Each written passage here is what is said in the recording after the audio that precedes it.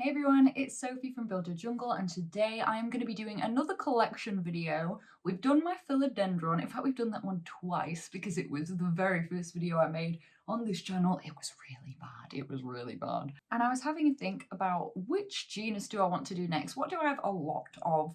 And the one that seemed like the obvious one was Hoya. Now, if you guys don't know, Hoya are called wax plants commonly, and that's because they make flowers that look like this.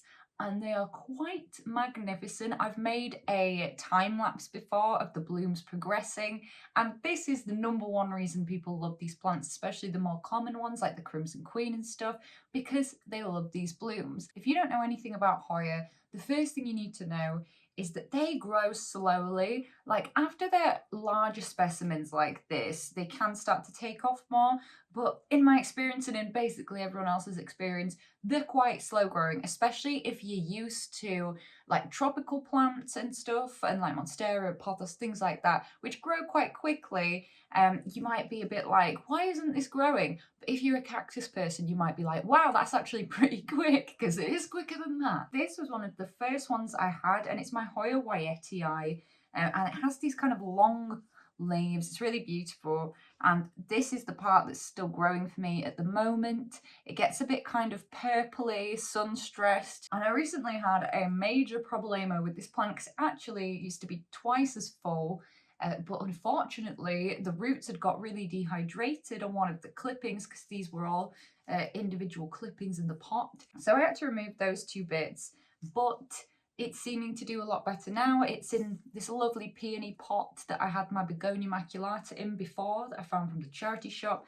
And there's still a peduncle on here, which I've left on from last year. So I'm hoping that it will bloom again for me, and we'll get to see those little fuzzy pink booties again. But you can also see it's growing a vine from the top now as well. And the leaf margins on this plant are really dark as well, which is quite interesting. And obviously I've got mine trailing, but with Hoyas, there are two ways that you can grow them. You can either grow them trailing like this, or you can have them on a trellis. It's not really usual for them to have a moss pole, probably because one of the main problems I have noticed when encountering Hoya in my house and in a professional space as well is that they don't do well with very, very high humidity. It can cause fungal issues, it can cause leaves to rot. So unless you were trying to root a Hoya clipping, I would try and keep it not in a place that's super, super wet, no cabinets, just like out in the open is better. Before I show you the other Hoyas in my collection, I'm going to tell you some of the most basics of the care, and then if there's any way that differs for certain plants, I will chip in when I'm talking about that plant. So I put all of my Hoyas in a chunky aroid mix because they're one of my favourite words, epiphytes. So they grow up other plants and on trees and stuff. They like to take moisture from the air around them and not just be sat in soaking soppy substrate.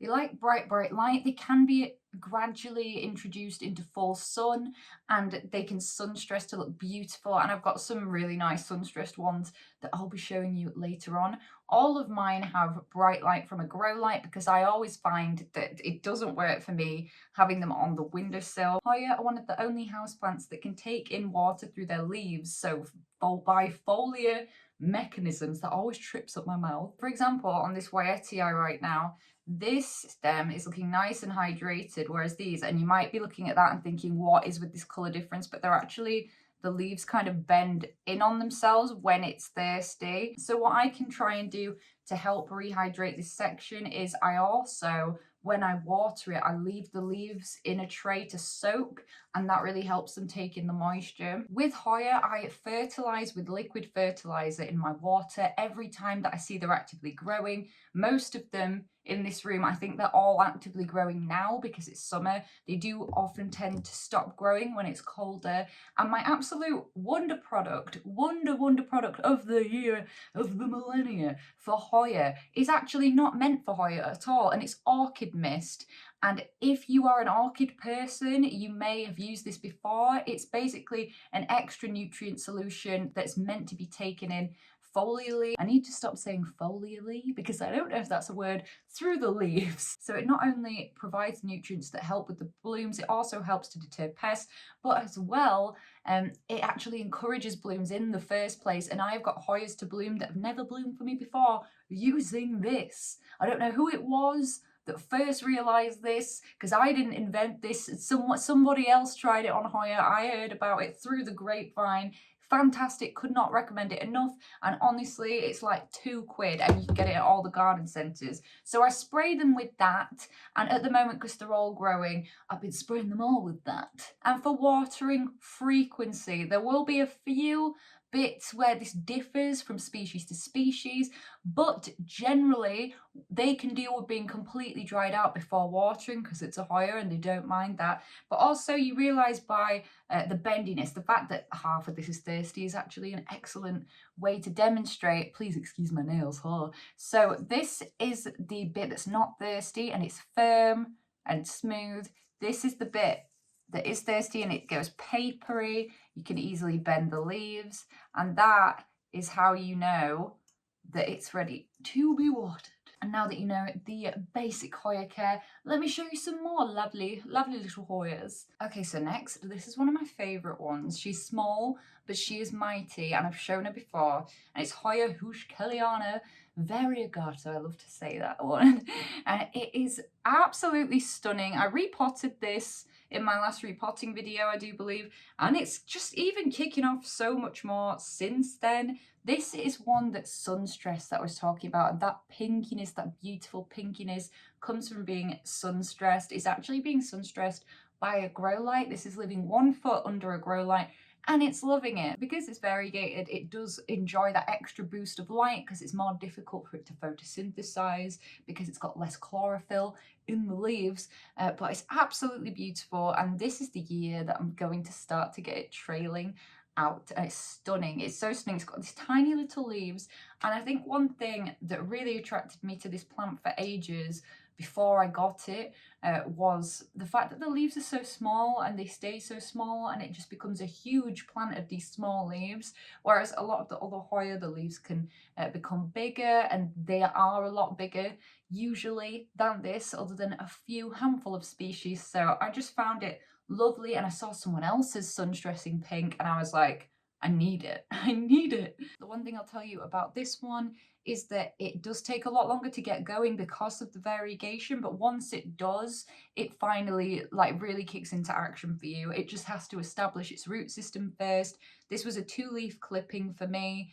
And I think it stayed like that for a year, and then suddenly it's like bam. So any variegated plant people that want to get into Hoyas, an amazing option for you. Now this plant, this one has been giving me cheek. This is croniana blackleaf, and every time that I am streaming on TikTok, it gets knocked over. So in the end, I was like, I'm gonna have to move it. It's another small leaf one, and I got really excited because it had a peduncle, which is under there, under these 2 new leaves coming through, but it got bud blast, so it dropped the buds. Probably because I kept punching it off shelves all the time, and I've moved it completely onto a shelf so that it's not hanging off anymore, because I've decided that what it is when it needs watering, the pot's too light and it just easily gets knocked off. I just whacked myself in the chin. And I got this one as a little tiny 6cm pot like that at a plant shop in Leeds, and I got this one, and I got the croniana super silver, which is the same species, same leaf shape, and then it's really bright silver, and that one was beautiful. It had splash variegation in it, and I have to admit, I'm really sorry, but I love that one a little bit more than this one. But the weird thing is, they are both croniana. It's no longer with us, unfortunately. I'm going to show you a picture of it.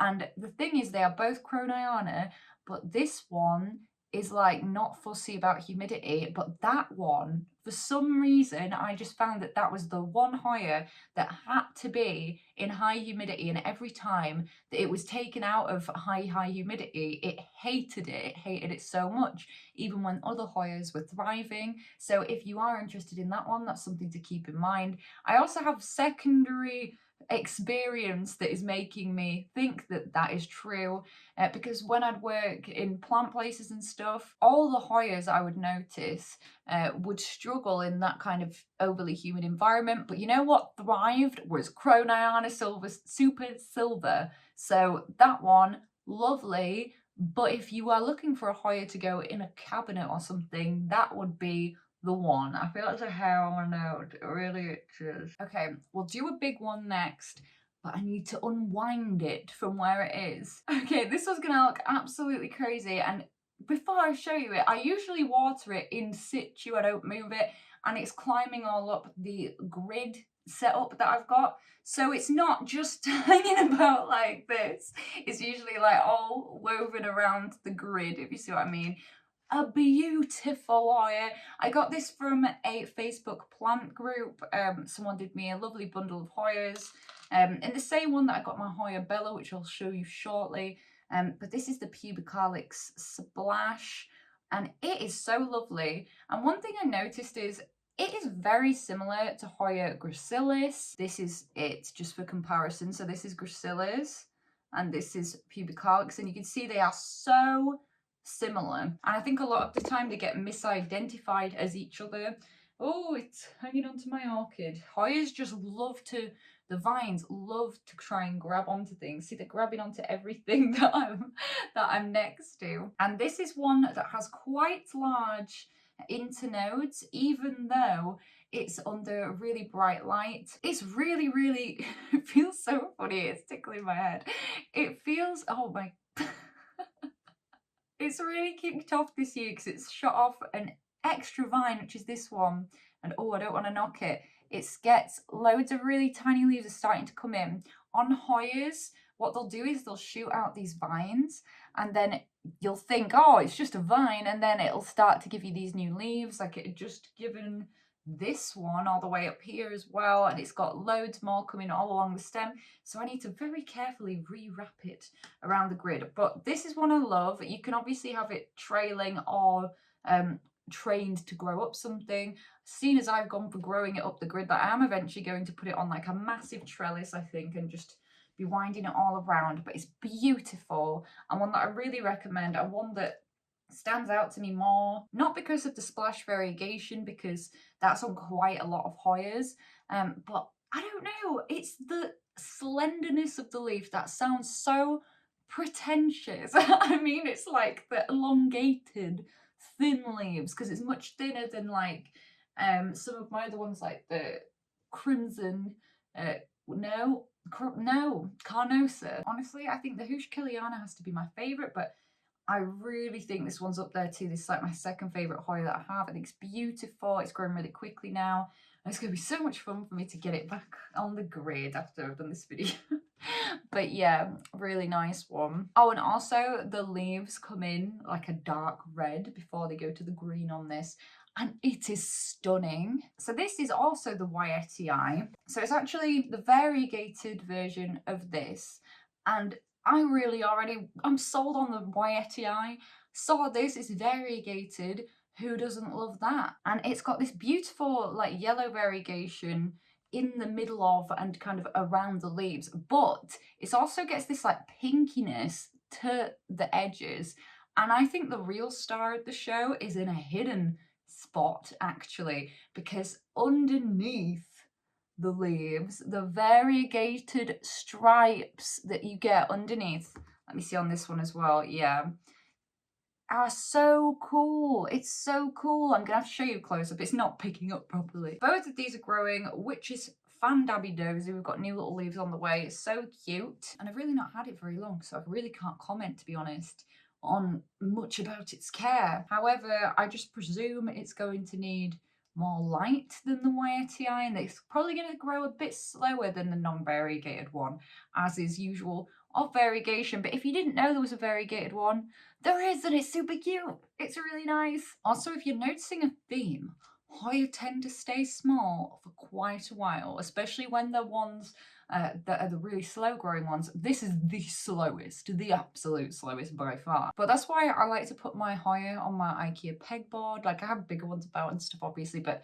I think they're a good one for a wall of mini plants and stuff, because they're going to stay that size or relatively in that size for a while, even to fill out the pot and start to trail and stuff. And actually also if you're just patient, because if you're not patient, the Hoya will probably frustrate you. But just for the flowers alone, guys, it's worth it. It's worth growing them. And I like cute little plants. I don't know, I have a lot of big tropical things are already taking up a lot of my effort, so I much quite like, is that thing, to have some smaller ones. This one doesn't look like what it is. I think it looks like a kenejiana because of this weird way that this leaf was formed weirdly, which is the heart-shaped one.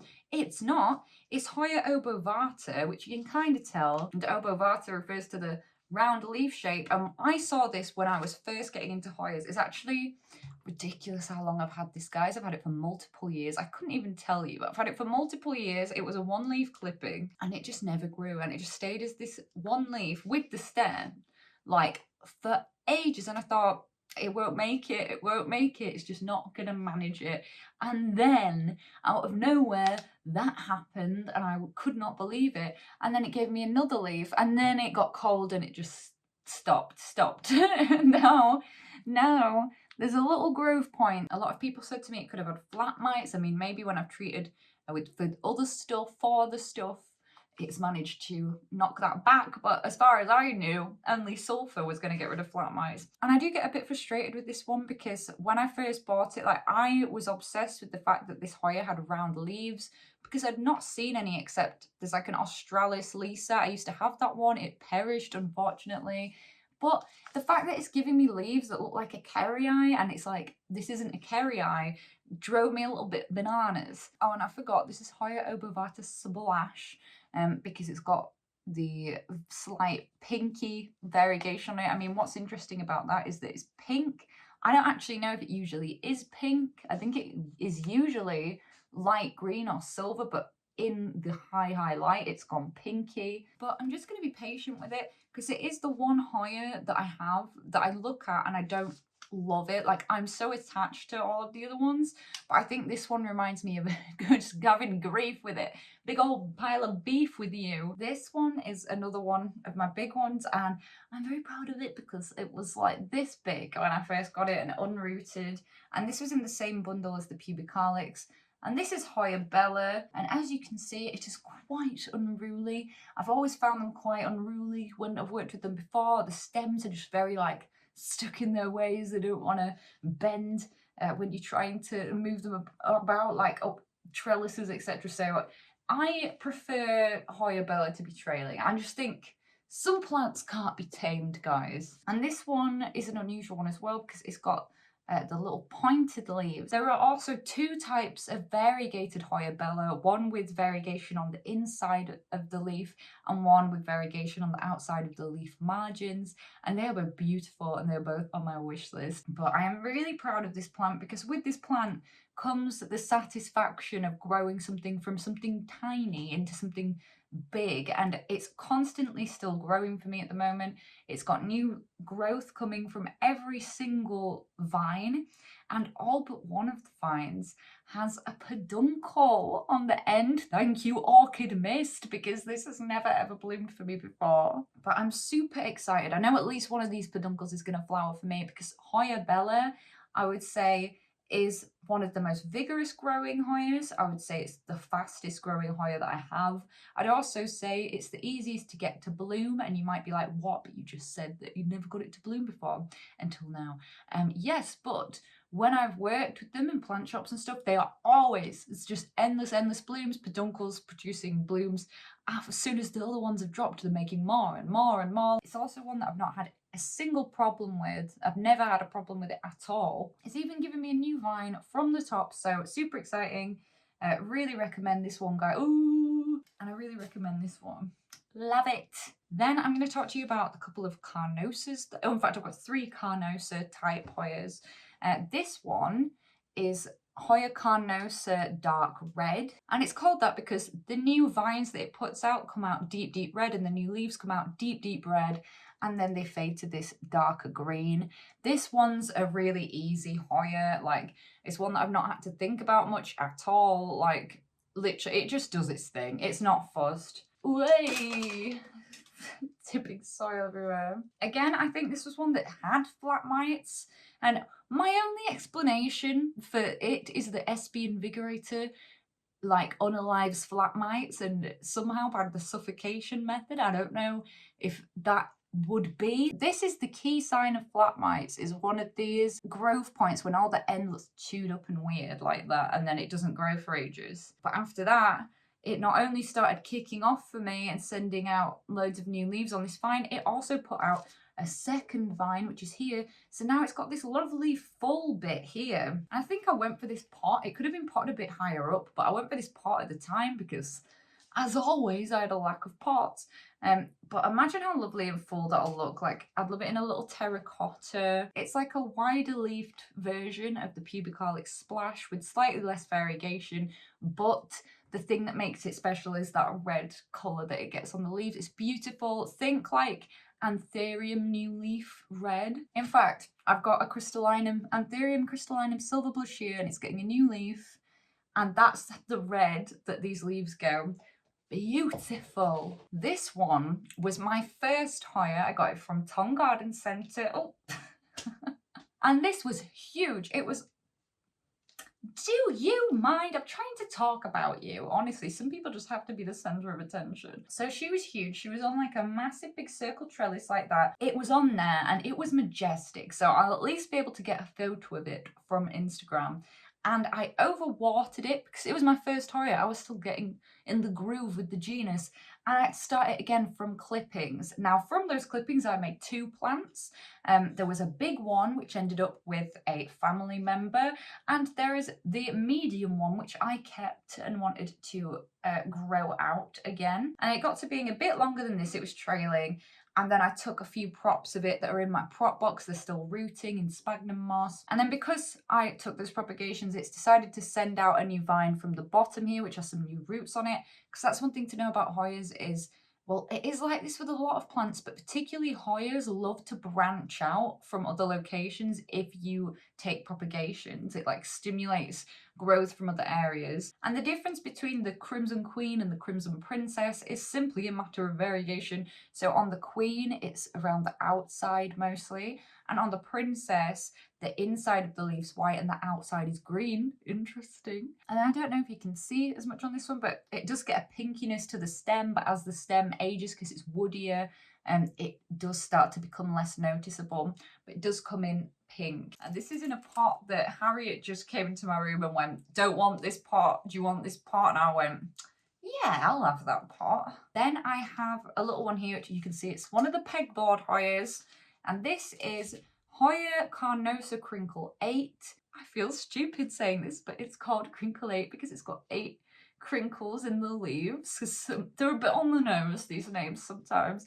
But I really like it because it might not show up as much on camera, but these divots, it just creates like a really unique look. And I had this as a huge trailing basket that I got on clearance at a plant shop.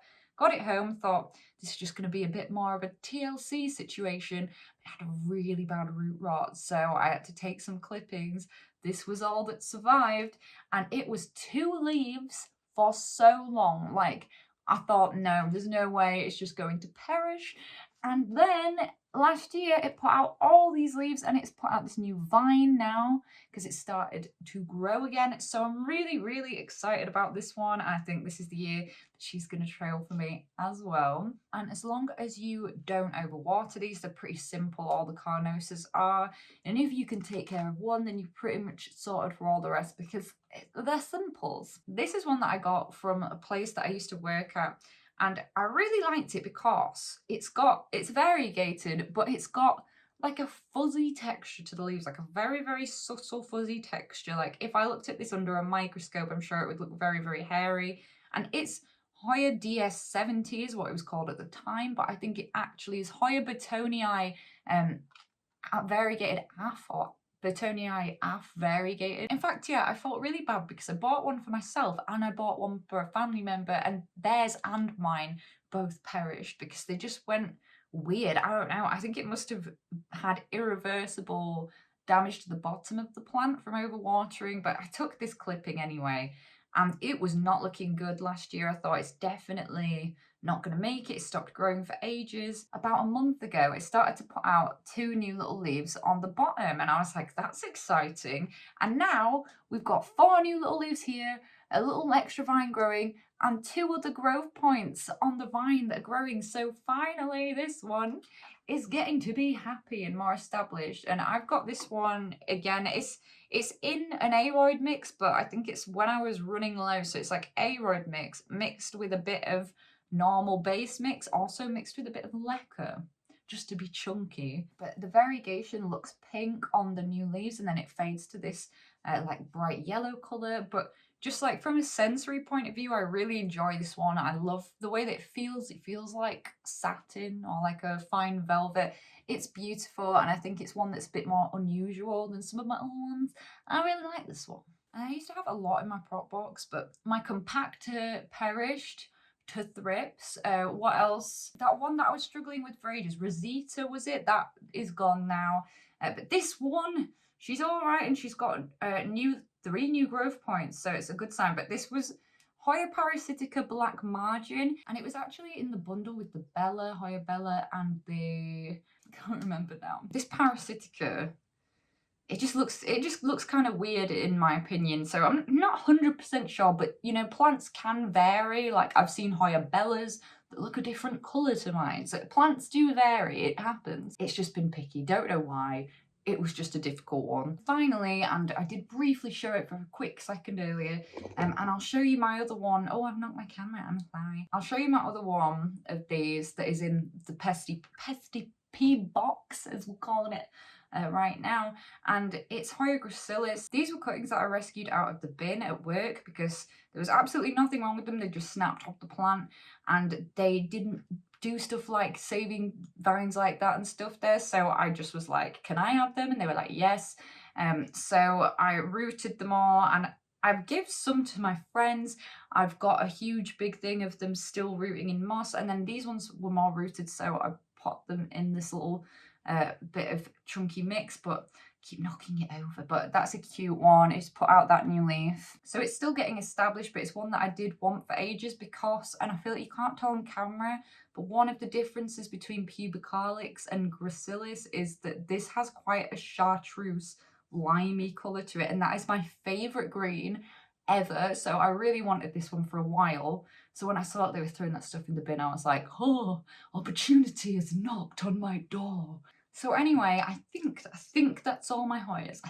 I believe so. I used to have more, but I do love them very much. And there are some that I would love to get, like the Matilde is really on there, Thomsonii, Serpens, like there are a whole world of beautiful Hoya. Wilbur Graves, that's one that I've wanted for ages because it has the nicest grey variegation on there. But anyway, I hope you guys have enjoyed having a little chat about Hoyas with me. If there was anything you would like to know about Hoya care that I didn't mention, please do ask it in the comments down below, and I will do my best to help you out to answer your questions. At the moment, I make a long form content on Fridays, so please do hit that button, subscribe to be notified when I next make a video. Also, I post every day on TikTok. There's all kinds of funky business on there, and I do live streams at least once a week every Sunday, so do check that out, and I hope you're having a great day thinking about houseplants.